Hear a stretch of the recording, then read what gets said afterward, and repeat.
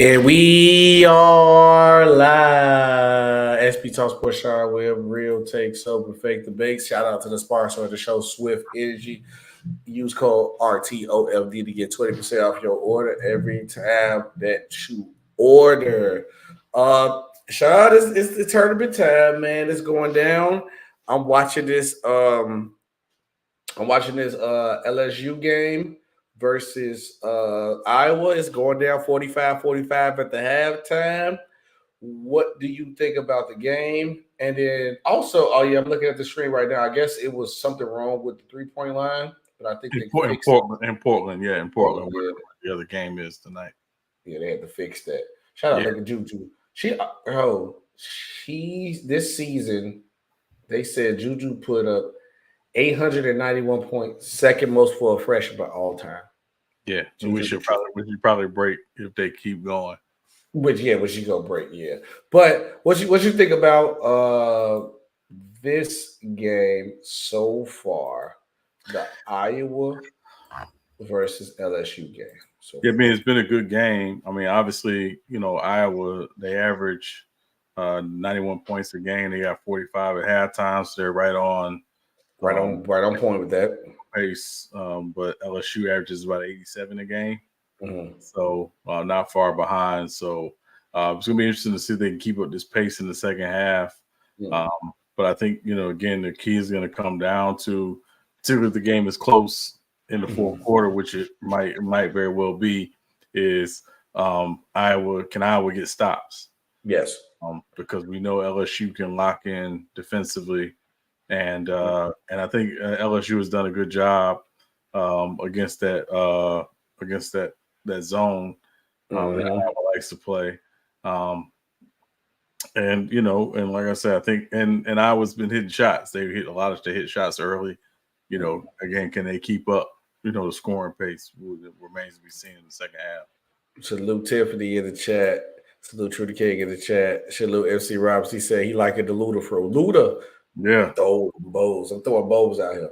But Sean, what I noticed too about this game though, and I acknowledge it, which I already kind of knew, but Angel Reese value truly comes from the defensive side of the ball. And I'm always going to praise the defense side of the ball.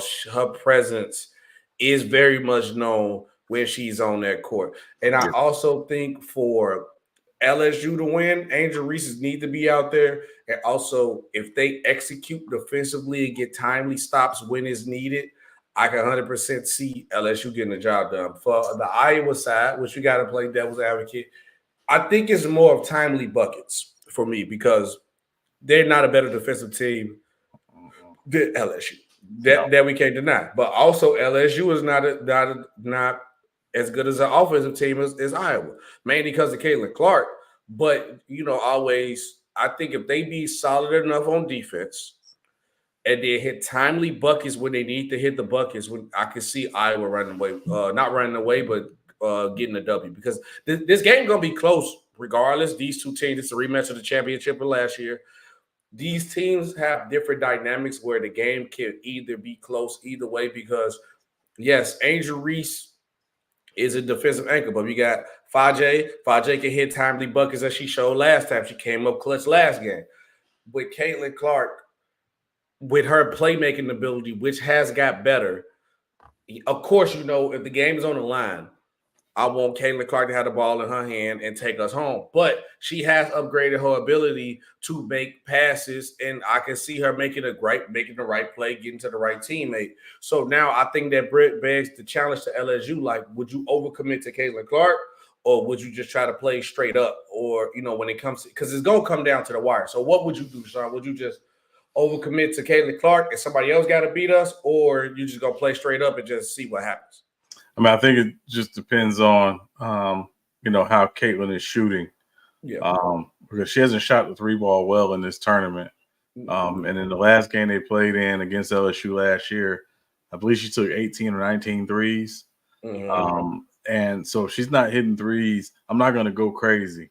The key with her is, again, she's going to score, right? She's going to take her fair shot. She's going to score, but she's also, you don't want her to have one of those 28 and 15 type games. Because obviously that means her teammates are scoring as well. And then again in the first half, they were hitting shots early. And again, a lot of it had to do with they had pretty good ball movement, and you could tell they were focused on Caitlin. You got to. Again, right now, Sean, Caitlin is 3 for 8 from the 3-point line. Right, yeah. So she's on pace to shoot 16 threes. Again, I think it's based on the flow of the game. I don't want to say you go one way or the other. I think it's based on the flow of the game. I think there's moments where you got to get the ball out of our hands, but you don't want to go nuts and crazy doing that. Yeah, and what I'm looking at, first of all, this is, like I said, it's a star-studded affair tonight. We got, right after this, we got Paige versus Juju. And if y'all have not been watching and see the show, that I ain't gonna say me and Sean are big Juju fans, but we just call it how I see it with Juju. We think Juju, if not one of the best players in college, obviously best freshman by far. Yeah. Being shy, had a debate that I think she might be better than Caitlin, especially if they freshman year. I don't think, what was the last freshman that you could say was as good as Juju was right now? The first person that comes to mind is Maya Moore. Maya Moore, yeah. Maya Moore, yeah. Yeah, that's what I go to too. Because after this game, Sean, we got USC versus UConn. Imagine, it was a point in time, people forget, obviously, because, we live in the now era. People forget how dominant UConn's women basketball was at a point in time. It was just always like UConn and whoever. UConn used to win back to back. How many? I'm trying to think. How many did they win back to back? Was it? I want to say they won 3 or 4 back to back. Right? Yeah, I think they won 3 in a row one time. And it was at a point in time they were just dominant. It's just like, okay, UConn versus who in the finals? You know what I'm saying? Or in the last round. Yeah. But it was. I mean, for a while it was always kind of the UConn Tennessee thing with Pat Summitt and obviously Gino Auriemma. But now, it's changed up a little bit. Tennessee, which I like. Tennessee is, kind of falling off, but also some other programs have been on the rise. Obviously, South Carolina, LSU, certainly, so USC now. So, yeah, Iowa, USC, Iowa, those are the obvious. NC State, obviously, now, so I think, it's parity for me is always good. But I know we're going to talk about it in a moment, but, the people who should really be watching this tournament and watching these programs is the WNBA, because, because this is your next, generation of great players coming in. And now it's time to figure out, how do we, market our league around all of this talent and all of this, fanfare that they're bringing in with them. Yeah, and then also, Sean, I'm going to go in more about this. I want to get in on that point you said right there, because if I'm coming to the league and I'm running the league and I'm watching these people who's coming, the next coming stars, you got Cambosa, who breaking news, she just declared for the WNBA draft. You got Caitlin Clark coming. You possibly got Angel Reese coming. Sure. You should already have a game plan to how you even look, bro. this is what the WNBA got to realize. Even the NBA rigged the draft to make stars go places that made sense to make it work. Right now, your business is plummeting. So if you got to pull up Patrick Ewing with the go, well, obviously Indiana already got the pick, but I'm just speaking like for future reference for more stars to come because you got Juju in 3 more years coming. Right. Sometimes you might need to go ahead and put that frozen envelope in the situation. And you also need to have a game plan to market your stars. And I'm sorry to say this, Sean, and people get mad because the NBA already got it down pat. Basketball will always be a young man's game. Of course, you got a young woman's game in this case. Of course, you have those certain players like the LeBrons or Deladon. Why am I missing her name? Why am I missing her name? The Mamba. We call her Lady Mamba. What's the Lady Mamba? Why is her name going blank? Diana Taurasi. Thank you, Diana Taurasi. I don't know why Taurasi's name went blank on my name. Like Taurasi's, that's cool. That's legendary status. You know, she's one of those GOATs where you can argue her in the GOAT conversation. I expect her to play a long time. But some of these other players, you got to move them out the way so these young other stars can play. NBA does it all the time. Amon Shumpert not in the league. I believe he can still play on the roster right now. Melo even got kicked out a little bit too early for me. Who else we just talked? Jamal Crawford. You know, it does that, but it's a young man game because you got to build up these new up-and-coming talent or your league will get dull. I don't want to hear the excuse that there's not enough roster spots on the team. Look, man, you got this rotation player who you probably love and great. Of course, it's going to look better than a rookie coming into a league, but I should not look at a draft where you have a top 5 pick getting cut. Right. I don't want to see that no more. It shouldn't be star players like the LSU point guard. I think she believes she was on the Globetrotters, but she was on the championship team at LSU. She got cut. Why would you cut that player? I don't want to hear that she wasn't good enough to compete. Of course, she's not going to come right into the league being as dominant as these other veterans who's used to the WNBA, used to the lifestyle of the WNBA manager. She was just at LSU, one of the biggest schools and programs, so they even probably flew different and ate different. You know, It's like the women's college basketball. Hey, look, don't be mad at me when I say this.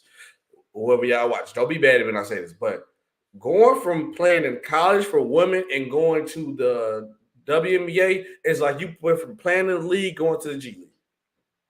It honestly is. It's like you want to get 4 years in the NBA, then the rest of your time you in the G League because that's how the WNBA is. It is what it is. They don't market well. They ain't treating their stars well. They go crying about money, but you got to put a good product on the floor that sells. You got to make money off of it. Yeah. So when I look at that, Sean, I believe that's one part of the problem with the marketing. So now you got guys like you got girls like Juju, you got Paige who coming soon, you got Angel Reese, Caitlin Clark. You should already have a game plan. Right now, everybody know Caitlin Clark going number 1. She going to the Fever. She's playing with the Miss Boston over there in South Carolina, Indiana. You should already have the game plan marketed for her, ready to go. Soon as that pick was in. So that's what the WNBA needs to do better because women's college basketball showed you if you market the women right, you market the teams right, you can have a successful product because right now, me and you both agree that the women's are better than the men right now. Yeah. It's more women star college players than men right now. Oh, absolutely. But by far, it's not close. But I think a big part of it is there's a little more stability in the women's game. Mm-hmm. I haven't looked at the numbers, but you know, women aren't necessarily transferring a bunch of different places. They're not moving around. Also, they don't go to school for 1 year and say, hey, I'm one and done. I'm heading to the league or whatever. So I think the stability in women's college basketball is better, but also think the coaching stability is a little bit better because the coaches tend to be there much longer. I don't know if in men's college basketball, we're going to see another Coach K type run where somebody's somewhere for 35 plus years like that, you know, because again, people move around, money, and obviously you understand that the exposure, the way conferences shift, in terms of schools moving, things like that. But so I think that's the other side. But and again, I think, and I hope what these games tonight really do, and I don't want to harp on this, but I hope these games tonight and the Final Four that will ultimately be seen in women's college basketball really continues to create a greater appreciation for the game, and for where it is. Because again, I've said this before, and I'll say it again: women's college basketball has surpassed men's college basketball in terms of popularity. And if we're being honest, so I hope that this continues to really push the women's game out there, and so and then the crazy part about it, I agree with what you said, because obviously the Duke versus NC State game was yesterday, but if Duke versus NC State was on right now, and Iowa and LSU game was on at the same time, more people probably watching the Iowa versus LSU. I'll be watching the game and watching it now. I'll be still watching this game right now. Yeah. But also, real quick, because I know we were talking about the preview, UConn versus USC women's game right now. Who you got, and who you think will win? Who you got, and why? I tend to go with the experience a little more, so I'm leaning towards UConn. But and again, I think it would take like a monster game from Juju to really propel USC. And I'm guessing UConn and Gino Auriemma, they're gonna have a game plan to try to not to slow her down, but to make her less efficient. This ain't his first rodeo against a one star on the team. This ain't his first rodeo. He done seen a couple of them. The man been to 22 Final Fours. He knows what he's doing. He knows what he's doing. So yeah. And again, Paige, obviously people gonna talk about the Paige Bucher and Juju matchup, but not to quote Shaq, but this game is gonna come down to the others, and certainly the supporting, the role players, doing their job and playing their role. But I always, in a game like this, I tend to lean more towards the experience, and I go with UConn. Yeah, UConn. The crazy part about it is, imagine when it women's side, I rock with UConn heavy. Yeah. I rock with UConn heavy in general though. UConn and Michigan State is like my two favorite colleges. If I went to any college, I wish I would have went to UConn or Michigan State. So I always gonna have a heart for them. Yeah. But my heart, I'm going my heart shot. I know my basketball, man, like you said, the experience. I just been rocking with Juju too heavy this year. I've been rocking with Juju too heavy. I want to see this star take this team as far as they can go. And making it to this far that she did her freshman year is outstanding, because USC ain't really been hot for like the last couple of years. So it's good to see them back relevant again. And the campus, I know the USC campus right now. If you was a college student right now, probably USC campus probably be the campus to be on right now. You got Juju, one of the biggest stars. You got Bronson over there. You got the point guard over there too. So it's probably buzzing over there. You just had Caleb Williams there too, football wise. So I know that the campus probably was rocking.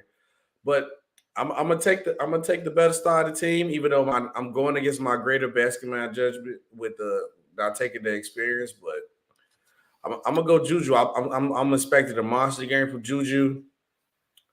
I'm probably expecting a shot. It's crazy to say. I'm expecting 35 to 40 point game right here tonight. Close game, and then USC come out with the win. I'm expecting 35 to 40 points for Juju tonight. Okay. I see the Boston. She's too hot right now. I can't go against her. She's too hot right now. Yeah, and I'll say this, and if you really think about it, is there a better basketball program, men's or women's, in the country than UConn combined? Combined? When you say combined, meaning men's and women's combined? Probably not. Probably not. Because I believe UConn. Is UConn the only school that won, their men's and women won both at the same year before, right? I believe so. And I think I don't want to. If I'm wrong, somebody say I'm wrong track. Didn't they do that twice before? That I'm not sure if I would have. But I know they did it once. I remember the year they both won 1 year, both at the same time. But that's a good question. Anybody got that? How many times the men's and women won the same year? Is UConn the only school? I know UConn did do it before. Yeah. That is the UConn is the truth. Yeah. Shout out Kodiak Kimba. I believe it was the. I don't want to say it wasn't Kimba year. Was it Kimba year? I would have again. I'd have to look it up. I'd have to look it up to see. I can't recall off the top of the head. But I know they did do it though. Yeah. So another on to the next one.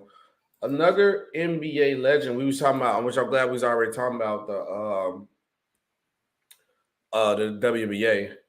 I'm trying to see this bucket. I thought they tried to throw the Reese to the post with another shot. Ooh, air ball. 49-55 is the score. If you guys not keeping up with the game, Iowa versus LSU. Iowa is up right now. Caitlin Clark hit a dagger of a Steph Curry range 3. But Sue Burry had a weird theory. Oh my God. My bad. She just pulled that from the Netherlands. Good golly. Sue Bird had a theory. She said, why haven't NCAA fans always followed the WNBA? Sue Bird has her theories. So Sean, Sue Bird had a theory. I sent you the article. I already know you read it. Only thing that really stuck out to me was the main thing that I had like questions with. And then, you can explain to me better again, explain to the chat. But she had her theories of why that the NCAA fans don't follow WNBA. The main thing that I took point, I didn't really like this quote because I feel like you stretching it because the NCAA has the same thing. But she said, I quote her, he said, Burns knows that the WNBA player represent every marginalized group that exists today. We're Black, we're women, we're gay, she says. And those are the groups that are held back in our society. And so I don't think it's a coincidence that the WNBA has been held back in that way.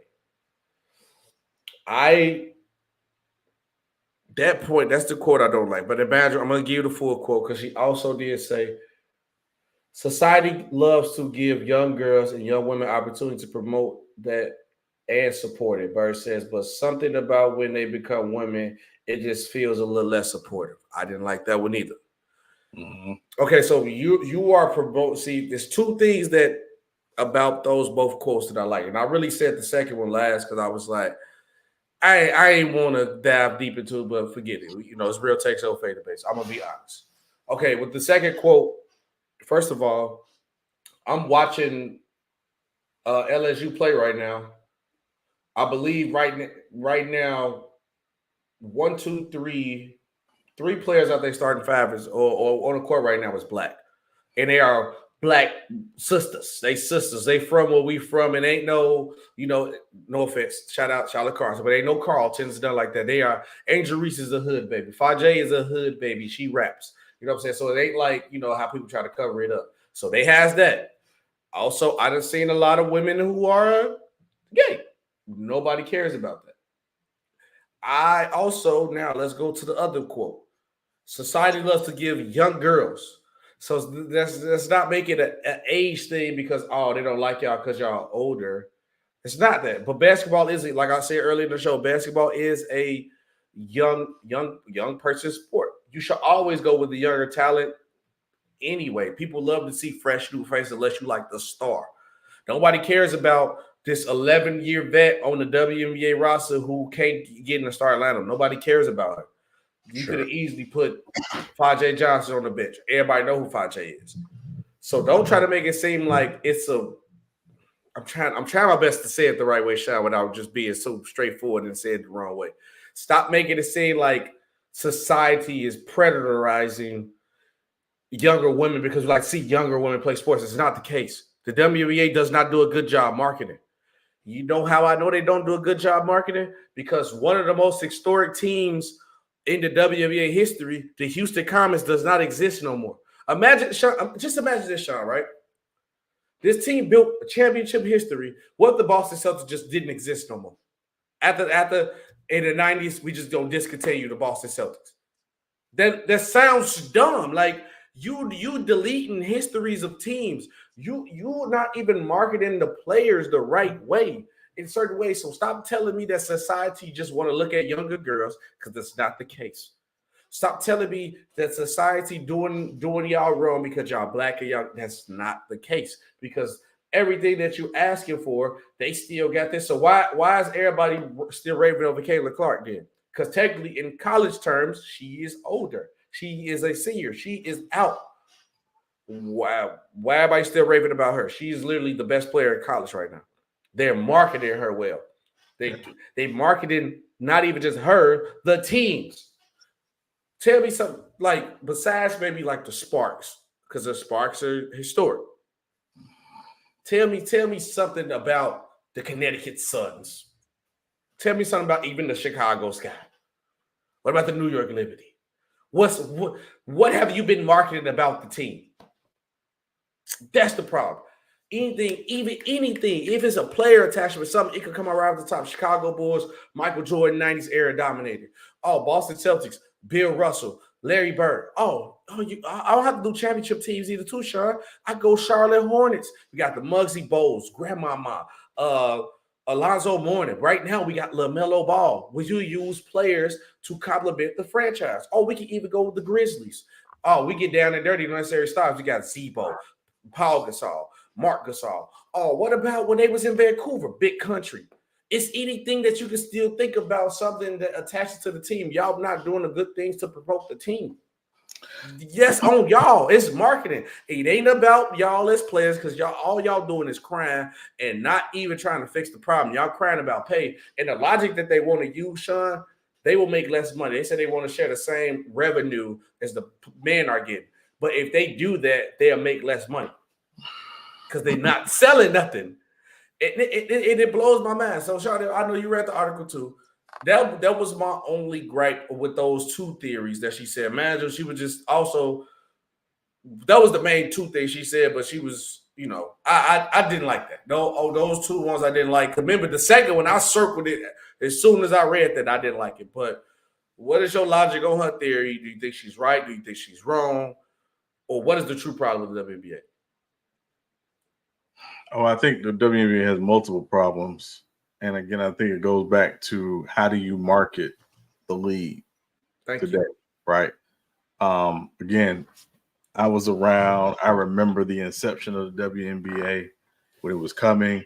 You had commercials. It was literally these "We Got Nets" commercials, and you saw Cheryl Swoops and Dawn Staley and Rebecca fire. Yeah, and Rebecca Lobo, and and they were literally marketing. And Lisa Leslie, I mean, I forget Lisa Leslie.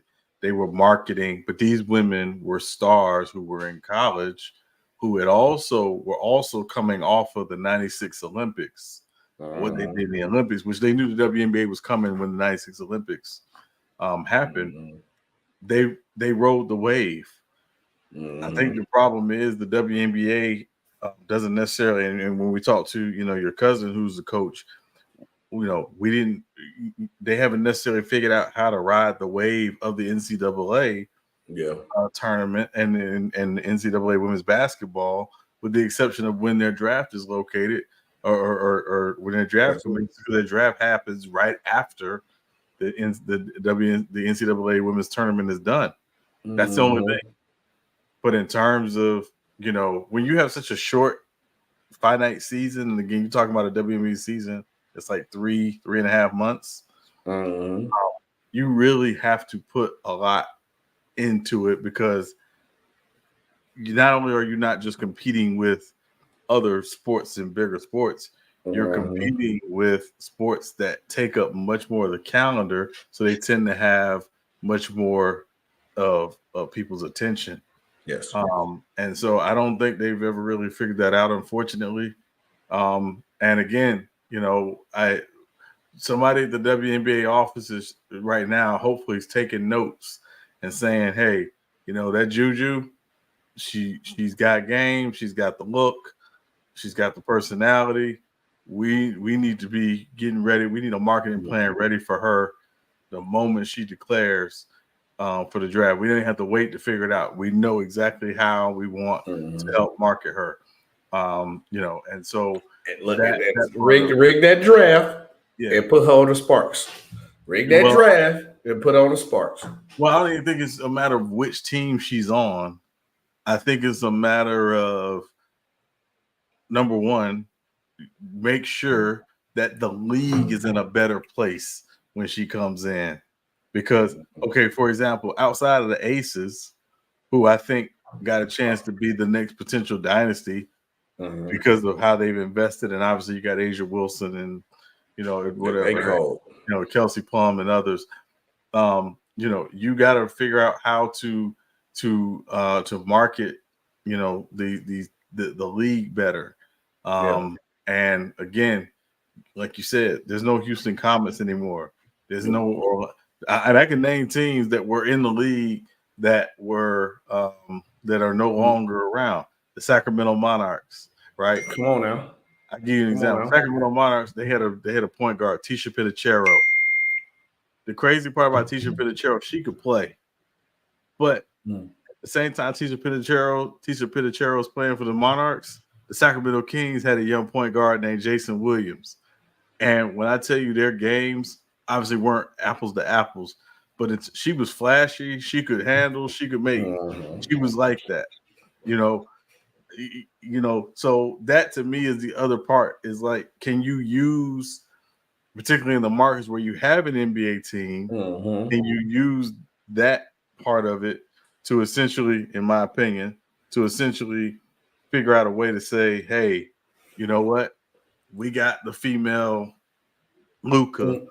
We're gonna put her on. We're gonna put her on the Dallas team, and the Dallas NBA team, and we're gonna market her and Luka. Luka at the same. Come on now. Time. So I think that's the other side, and I don't think that's the part they haven't done the best job of, right? When they did the placements back in the day when the league was coming out, they put women in their markets. So Lisa Leslie, being from LA, going to USC, she was going to the Sparks. Cheryl Swoops, being from Texas, played at Texas Tech, she was going to the Comets. Rebecca Lobo, same thing, playing at UConn, she was going to New York. So it just makes sense. It made sense.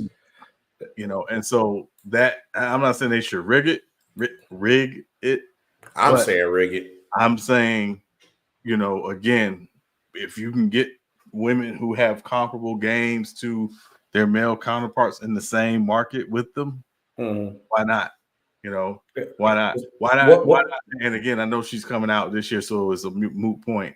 But if Caitlin Clark is, Steph Curry, why not put her with that new San Francisco WNBA franchise? It did, but I don't think they're gonna have it. The San Francisco franchise is their first year gonna be next year? Next is not. It's not this year. It's not this year. It's 2025 is when they start. Yeah, so that's why they probably would have did it then. But also you see that because she went to a small town like Iowa, so they figured that put her in Indiana. Well, she's from Iowa, so I mean that's why, Yeah, so that fit, but that's the point. That fits the bill. And now you get them small town Iowa fans to come see her there in WB. But also, I mean, see her there in WB. But also, I'm glad the other point that you brought up too, though, that you by that point in time, the league should be in good hands. So, or it should be better. When I say good hands, better than what they are right now. You're gonna have 3 years of Caitlin Clark out of anybody else in the draft. So say if like Reese don't work out, who else coming out? Cambosa don't work out. You got 3 years of Caitlin Clark. This has been one of the biggest stars in college basketball for a while. You got to make this work. And you need to promote her like the superstar that she is.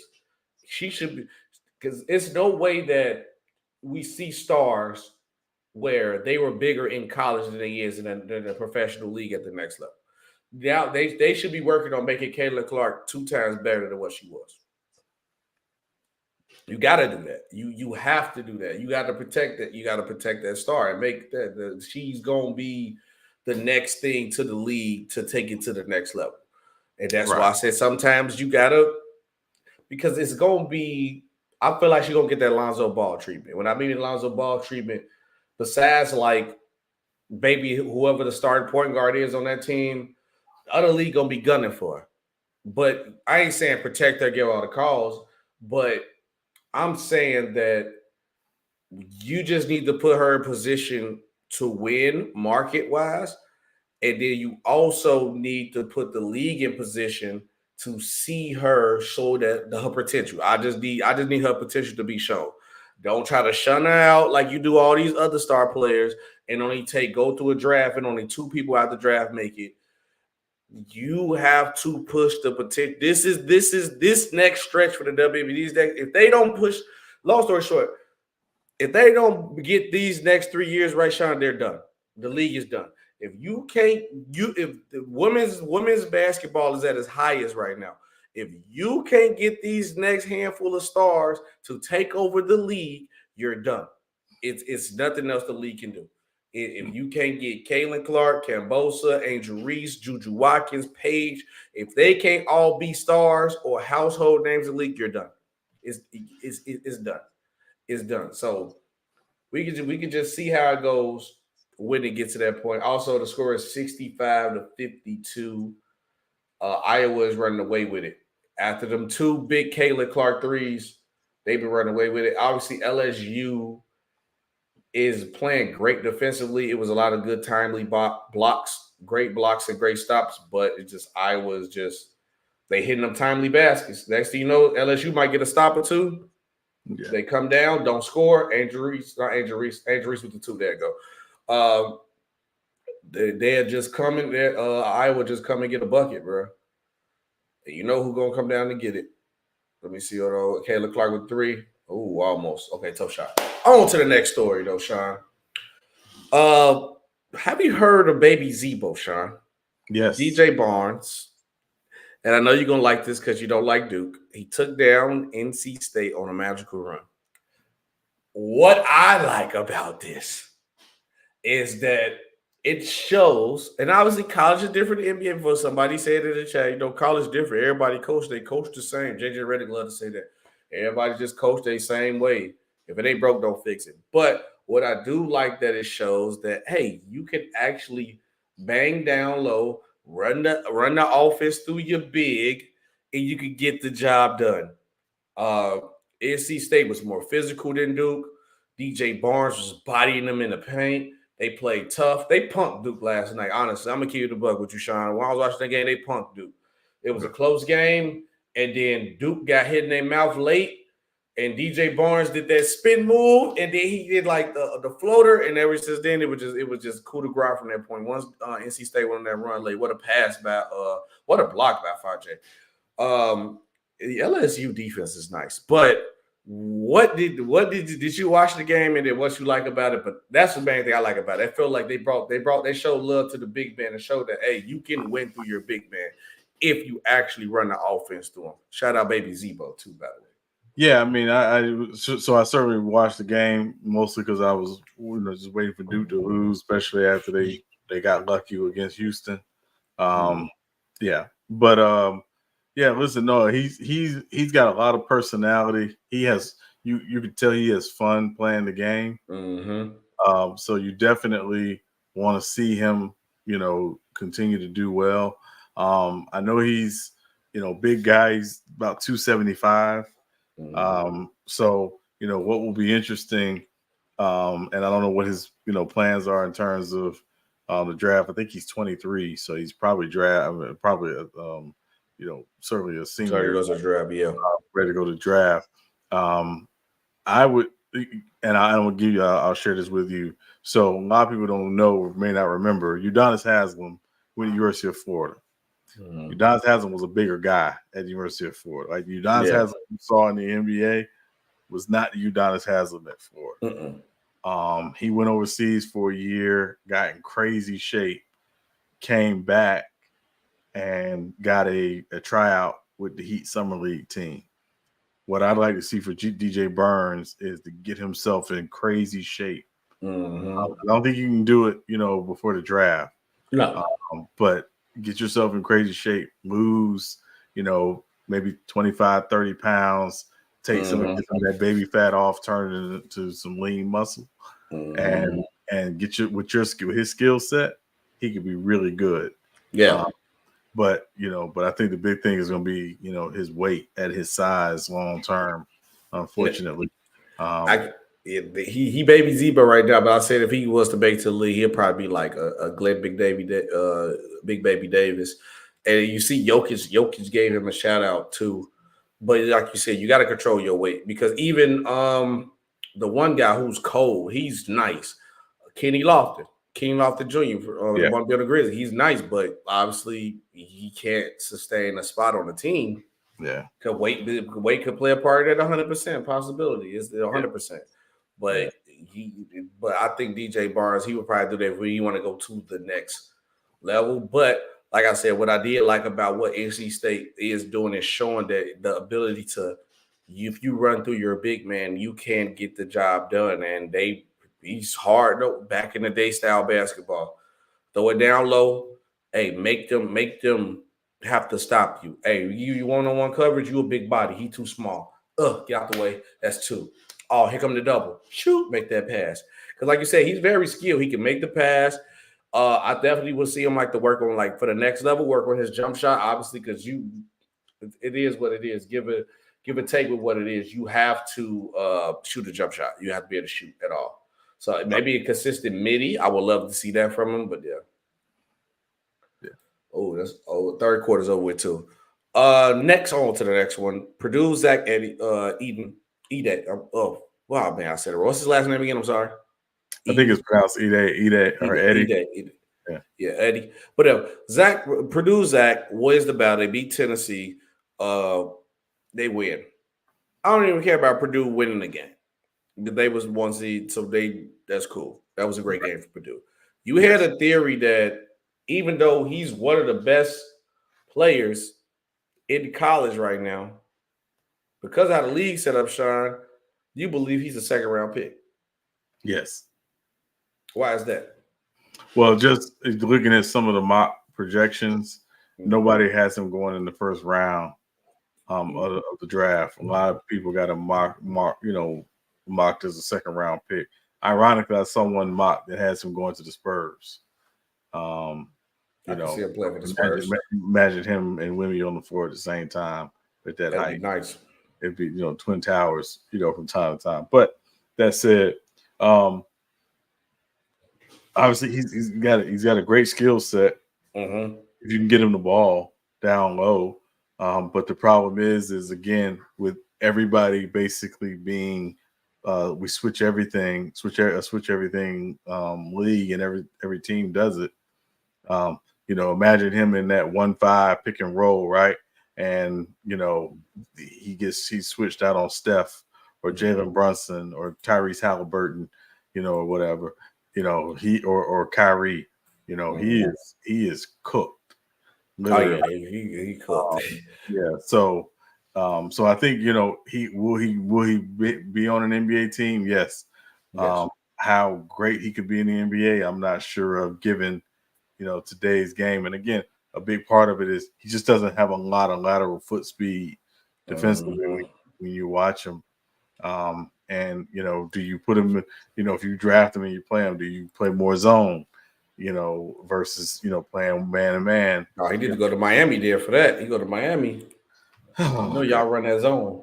Yeah, we do, but I mean, but when we run the zone, a lot of times it's because we're very small. It's not because we're big, So, but at any rate, so that to that point, yeah, I think it'd be interesting to see, where he ends up. But I just don't have high expectations for him at the next level to do what he's doing in college at the next level. No. I ain't mad at you for that one. I'm gonna have to agree with you because at the end of the day, it's just how the league is today. Is how the league is set up. It's just that when you run through 5 out, you got to switch everything with a big man. You got to be able to guard 1 through 5, or at least have the foot speed to try to keep up. If you're too slow, it's be a liability, which is sucks for some of the big men. Right. To the next one. Obviously, we're going to the fourth, so it's getting close to the game right here with Iowa's LSU. Yeah. MVP ladder race. Sean, right now, I should say the MVP race to me is a three guy race, right? Agreed. It's Jokic. I feel like Jokic is at the point where Giannis was these last couple of years. Like he's like the default pick. If you really don't really have nobody, if you gave Jokic MVP, Jokic won MVP, you wouldn't be mad. Right now, his season stats at this point in time is what date is on this article that I'm looking to make sure it's up to date. This from March 29th. So obviously, but this is the last MVP ladder they did. A couple days ago. So this is close to it. Jokic is right here, 26 points, 12 rebounds, and assists. Pretty much almost got a triple-double. Yes. Then the next guy they got on the list is Luka Doncic. Right now, 33, 9, and 9. And then you got SGA. They top three is the same as my top three, and I can explain each person why I got that, and I want to hear you for you. SGA averaging 35 and 6 at number 2 seed. Okay. I agree with them. Those top three is the same three. It's a 3-man race. It's SGA, Luka, Jokic. Okay. Jokic, obviously, the Nuggets are a high seed. Top two, number 2 right now. Jokic is the best player in the league, and he's putting up outstanding numbers. That's easy. SGA, why I would MVP for him, putting up outstanding numbers. The OKC Thunder is the number 1 seed in the West. This was just a play-in team last year. He got this team as the number 1 seed. Imagine, this team is young. For out of all the teams that are winning, the 1 through 8, besides maybe the Cleveland Cavaliers, this might be the youngest team. One of the youngest teams out of the winning teams alone. 1 through 8 seed. So for him to have this team in that spot is outstanding. Then you got Luka Doncic. I believe Luka Doncic is playing the best, but the problem with Luka is that his team don't win.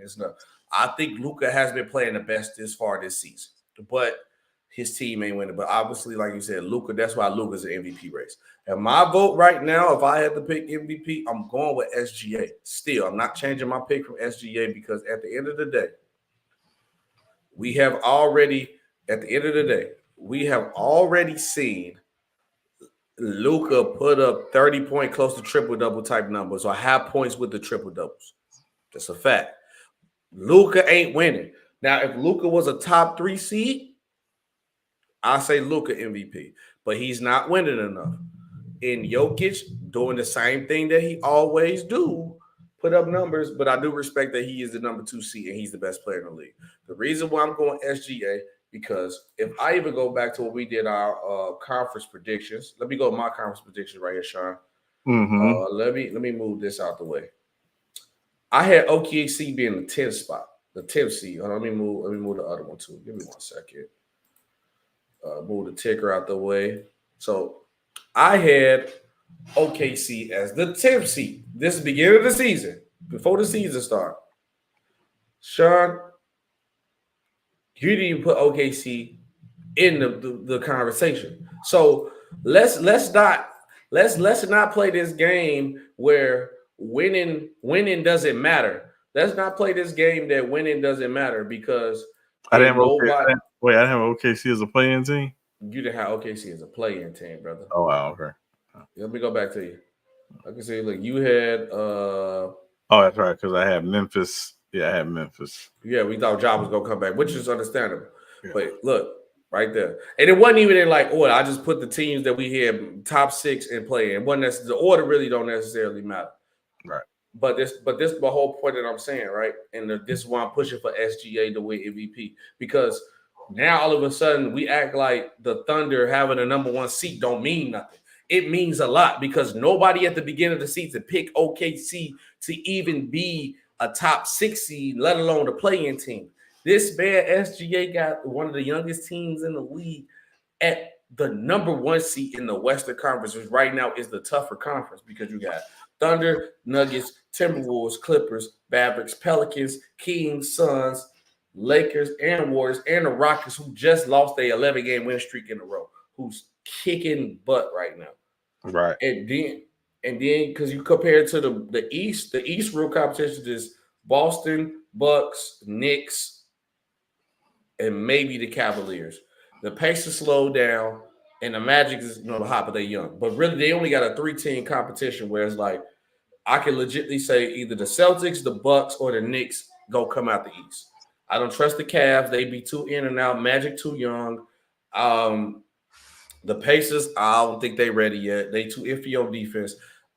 I might give your Heat a chance because the Heat, their experience and their exposure gonna outcoach. So Celtics, Bucks, Knicks, and Heat, the only team I can legitly believe in. But we go to the Western Conference. Obviously, the Nuggets is a tough out, and you could just automatically just give it to the Nuggets. But the Nuggets is a tough out. Right. Nuggets, Thunder, Timberwolves, Clippers, Mavericks, Kings, Suns, Lakers. I think I said Mavericks, and even the Pelicans can all come out the West. And you're really just saying that the only one team in a way is maybe the Nuggets because it's just the Nuggets coming out like the Nuggets just came out winning and they playing so excellent. So I'm picking SGA because of the fact that nobody believed in the Thunder beginning of the season. So let's not play that role like we all believed in the Thunder. Right. They the number one seed. We said the mainstream media is being hypocritical the way they are pushing Joker MVP in general. Yeah, you know why they push it. Because I'm going to tell you what it really is, though, Sturdy. And then, Sean, I want to hear your opinion on MVP. It's because they don't want to give another magic. Think about when they get it. If the MVP was actually awarded at the end of the season, they'll probably try to do that. They don't believe the Thunder can make it past the second round. They don't want to give the MVP the award while he at home. They don't want to do that. The MVP the NBA hated that. Remember back in the day when Dirk won it and they lost? That was sick to give it to Dirk. So they don't want to do that. So that the Jokic MVP agenda is that they 100% believe that the Nuggets gonna make the Western Conference Finals. So Jokic will win the MVP. He might not host the trophy up in the middle of the court, but he can get an MVP game in. But Sean for me, but I'm still going SGA right now because at the end of the day, number one seed is a tough thing to do because they all putting up numbers. Let's not play that role. But if the only way I'll change my pick, if Luka can get the Mavericks to a number 3 seed, then I got Luka for MVP. I think Luka has been playing the best this season out of all players. But who you got for the MVP? Well, my preseason prediction for MVP. You might want to put it up on the screen. I don't know if you want to or not. Let me see. I think I still got it. Yep. You had Luka. Yeah, I have Luka. Luka. I have Luka. I think it's going to be interesting, right? Because again, I believe first of all, I think with the MVP voting in almost any sport, but particularly in basketball, there's no real steady criteria for it. There's years where it goes to the best player on the best team or the team with the best record. There's years where it goes to a guy who has a historic season, that's done something that has rarely been seen or rarely been done, i.e., Russell Westbrook averaging the triple-double. There's years where it goes to a guy who's had a great career but hadn't necessarily won it, never, ever, ever won it. I'm not going to say any names, but it rhymes with Roby. Because again, I think that year you could have argued there were a guy other that you could have argued that Chris Paul was probably the MVP. But it happens every year. It happens every year. And so I don't like the comparison of MVP year to year because every year there's a different reason, right? The goalpost, as many people say, likes to move as it relates to the MVP. I do believe it is a three-person race. I really believe that. I think it will. I am not necessarily one that says the number one seed, just because OKC wins the number one seed, the SGA is the MVP. And hear me out. And here's why. Because I think it's going to come down to how people view what Dallas is doing right now. Dallas was not in the playoffs last year. Yeah, that's true. Right. Now, they did intentionally tank at the end of the season. Jason Kidd admitted as much. because they wanted to hold on to their pick, which was a smart deal because they get Derek Lively in the draft. So it was a smart move on their part to do that. But, so they were not in the playoffs last year, and now they're in the playoffs. And depending on the matchups, I don't know if it's necessarily an overreaction to say the Mavs could very well go on a run to the Western Conference Finals. If they can avoid the Nuggets for sure. That's the team they don't need to play the Nuggets. That's the team they don't necessarily want to play or need to play early in the playoffs. But when you look at how they match up with every other team, they could very well be in the Western Conference Finals. So, I think it's a three-person race. Obviously, Joker's going to be in the conversation, as he should.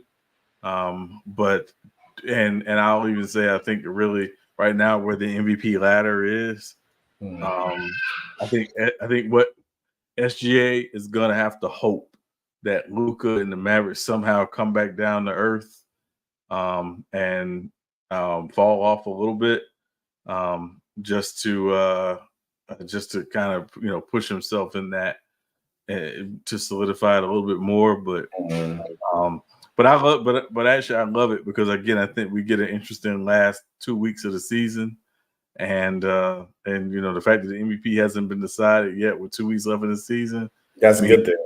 That's a good thing, and so we should get some really good games out of it. Yeah, I think the reason why I'm arguing with the number one seed for MVP is because he put up MVP numbers. Like now, like when they were trying to argue for Devin Booker to get it, his MVP, his numbers weren't compared to the other guys because SGA is put up numbers, and then when you put up the point of the one of the most important words in MVP, the V, valuable. He's very valuable to that Thunder team. When the SGA plays at the MVP level, they look totally different. The SGA play anything close to average, they ain't that number one seed. They play like that playing team. But and I think that's where Jokic is gonna come into play and get the MVP, Sean, because of Luka. They won't have a high enough seed. SGA, like you said, they might try to argue just because you're the number one seed. Luka and Jokic's numbers might be better. And I think they're gonna give it to Jokic. And I think Jokic's gonna stick off another MVP. Because also you could feel SGA point of view of, hey, you were number one seed, you got numbers, but we think you might lose early. Right. It's messed up to say, but it's the truth. And then also with Luka, you'll think Luka and them could make it to the West Conference, but do you 100% believe they'll make it to the West Conference? Then you'd be like, nah. But we know Jokic and them going to at least make it to the Western Conference Finals, especially if they can avoid, because people think just Denver just got it easy. If they can probably avoid Minnesota, I think Minnesota is a true threat to the Denver Nuggets, and people don't want to give them credit for that. I think Minnesota is a true threat, especially with Anthony Edwards taking this game to the next level this year. So that it's still a possibility. So I don't know. But in other news, Sean, last story of the day. Sad news. Two-time Pro Bowler Vontae Davis was pronounced dead today. It was announced early. He died at the age of 35. Sad news. First thing I want to say, prayers to the Davis family. Obviously, this Vernon Davis brother. Prayers to the Davis family. Sending them good wishes during this time. It's sad to see. And also, I know a lot of people know Vontae Davis for retiring at halftime, which I don't want that to be like the legacy of this guy, because he obviously was a two-time Pro Bowler for a reason. He was a solid corner, solid DB. So I wish the Davis family well. Sturdy, I see your comment. We're gonna answer your question right after this. But Sean, did you hear about the news about Vontae Davis, and you got anything to say about the situation? Yeah, obviously it's very, very sad. He so famous for a couple of things. Obviously the halftime thing, which, again, for those that played with Vontae Davis, know he was kind of someone who kind of rolled to the beat of his own drum. So not surprising. And, and again, I know he got criticized for it. And I remember at the time, I think I did a radio show or something around that time or whatever. And it was around the time that it happened and talked about it. But one of the things I said in the radio show was as an athlete, as a football player, the last thing you want to do is be out there and not be committed, because that's how you get hurt. Yep. If you're not going all out, then don't bother. That's And true. and so I wasn't mad with him for what he did, or whatever. And it is what it is. At the same time, he was a very good player, had a very, very good career. Against Pro Bowler, he was no slouch. He wasn't a superstar, but he was no slouch. No slouch. And but the main thing right now is that obviously, I believe he was married, and I don't know if he had children, but you just prayers to his family, and to his friends, and to those who knew him, and hope that they get through this time of grief. Okay. Yes, sir. Agree with that, man. Sturdy, you said, you asked, what does the MVP have to do with the playoffs? I was saying from the point of the narrative that they might not want to give SGA the award because they don't believe that he will make it far into the playoffs. Because when they usually announce the MVP like late second round, and can you 100% say that the OKC Thunder can beat the Phoenix Suns if they play them right now in the playoffs, the first round? I can't 100% guarantee that. Is it fair? No. And like you hit it right on the head. Mainstream media hypocrisy is lowering the credibility and consistency of these awards 100%. And that's a perfect example, because what a guy does in the playoffs shouldn't even matter with the award. But you would think in your head where it's like, oh, yeah, SGA had a good season. I know they number one seed, but I don't see the Thunder really making no noise. So let me go give it to Jokic. And that's what they'll do. And Adrian Reese minutes ago got fed. But that is the show there, though, Sean. Another great episode of Real Takes Over Fake Debate, sponsored by Swift Energy. Use code RTOFD to get 20% off your order every time you order. We live every Monday and Friday. Sean, I didn't look it up, but I will look it up now because this is episode 64, I believe, right? 64. Yes. You got a player in mind? I really didn't. I guess I'll say, from the Saints, Zach Strief, long time tackle, right tackle on the Chiefs, 64. 64 is a hard. These 60s are not easy, but definitely the lower 60s are probably not as easy. But 64. I'll just say Zach Strief. Especially when we get to episode 69, I'll pick a Dennis Rodman, because that's the number he wanted. that's the number he wanted. But okay, let's I'll give you another one, just as a Hall of Famer. Took a long time to get in the Hall of Fame, unfortunately, but Jerry Kramer from the Packers, played back in the day, was in the Ice Bowl, and one of the most famous plays in NFL history he was a big part of. So Jerry Kramer would be the other one, I guess. Since we watching basketball, you don't have to be a one, but any point. So, because this was the next thing, this is my next game plan, because we're getting these high numbers. Give me your favorite 60+ point performance. Favorite 60+ point performance? Klay Thompson. Come on, man. What you on, man? Yeah, what you on, man? Wait, who he did that against? That was the Bulls game, right? No, the Bulls game was when he set the single, the halftime record. He almost still had about. I think he had 52 in that game. Yeah, that's all. Like, what you want, man? You bringing them old wounds, man. No, in that game, that was the game he hit 14 threes to set the single game record for threes. No, the 60 when he had 61, 62 against Indiana on 11 dribbles and didn't play in the fourth quarter, basically. Because he probably would have. He could have had 80. He could have had 80 that night. He could have had 80. Definitely Klay. And it's I know people like to cook Golden State or whatever, but Golden State was one of those teams for a few years when they would have guys that had those moments. They were just so much fun to watch because everybody was having, even the guys on the bench were having fun watching guys, go off like that. So yeah, so Clay, I would say Clay's 62-point game. So for me, you gotta be fair because this is the first time I was doing it. Got to go Kobe 81. Kobe 81. I watched that game. That was crazy.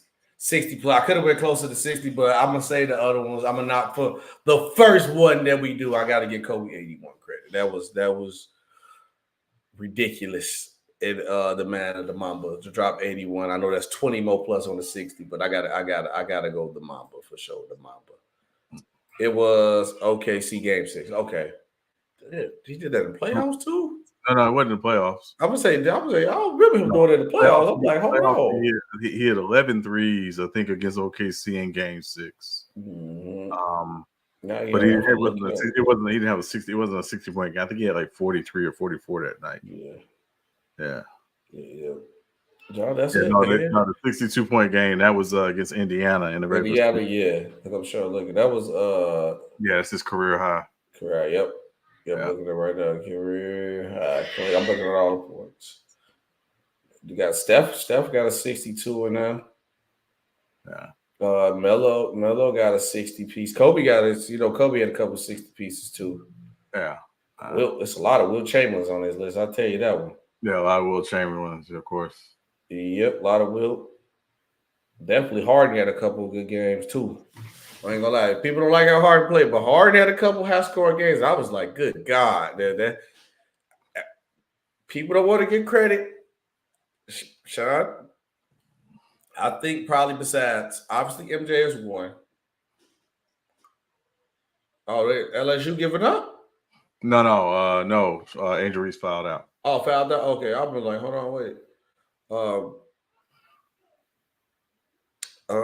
What offense I lost track? Okay, besides Kobe, MJ, and maybe D Wade. I argue D Wade. James Harden right there. I don't think no shooting got better than James Harden because that James Harden at that point in time. And honestly, I love D Wade, and I think D Wade better. I think D Wade only because Harden had like a 4-5 year stretch. He was just like ridiculous. I think D Wade was like a three because of injuries, right? He had like a good 3-year stretch where he was like ridiculous.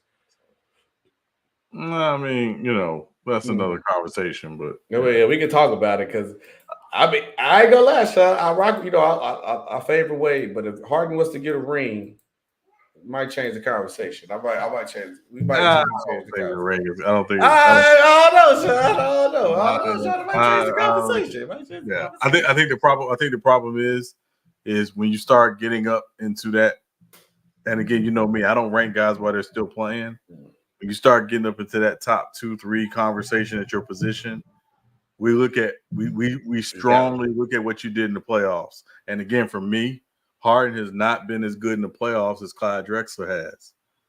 Whoa, I don't know about that because he made nice little streaks with the Rockets. He did make a nice little streak with the Rockets. He's had some absolute duds in the playoffs.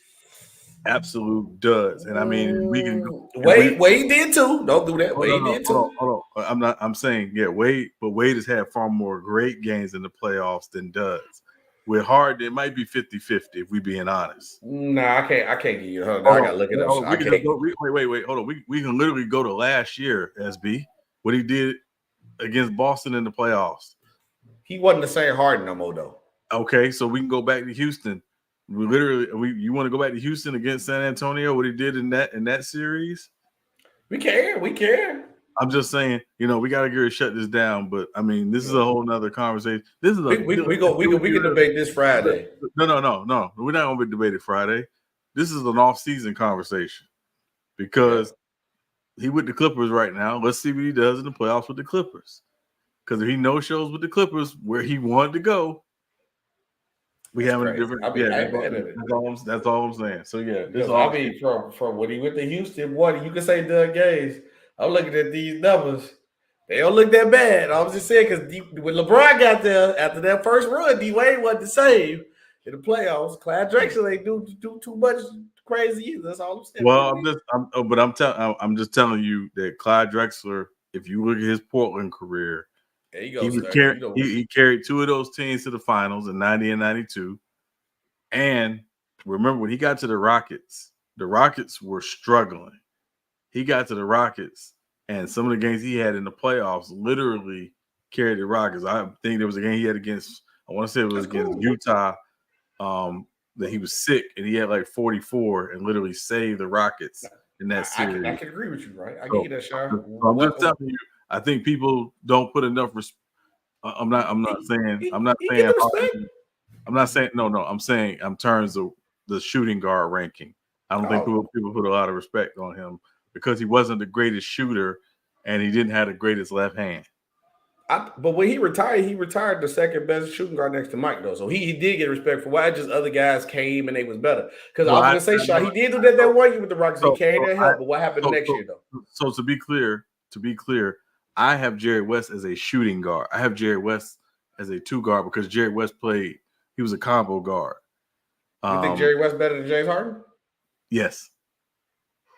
Wait, so you got Jerry West at what, 4? Yes. Behind what, D-Wade, Kobe, and Mike, I believe, right? Yes. Mm-hmm. Nah, I got Harden. I don't know. We go chop it up on that. But again, with Harden, the delineator for me with Harden is the playoffs, is the no shows and the dud games and the crying like a little. I'm not gonna say that in the playoffs. You got to do it. You have to do it in the when you're in that conversation. You got to do it in the playoffs. Yeah. No, you're right. I ain't mad at that. Yeah. Reggie Miller has been better in the playoffs than James Harden throughout his career. Whoa. I don't know about that. Wait, SB for now. I don't rate Joker as a center. For now, Joker is what the hell is a combo center? He being a jerk. So he being a jerk to you. I'm like, okay. I was actually confused. I'm not paying Sturdy no mind. Yeah. We literally talk about combo guards and combo forwards. So we're not talking about combo centers. We're not doing that. I would say I don't even know what a combo center is.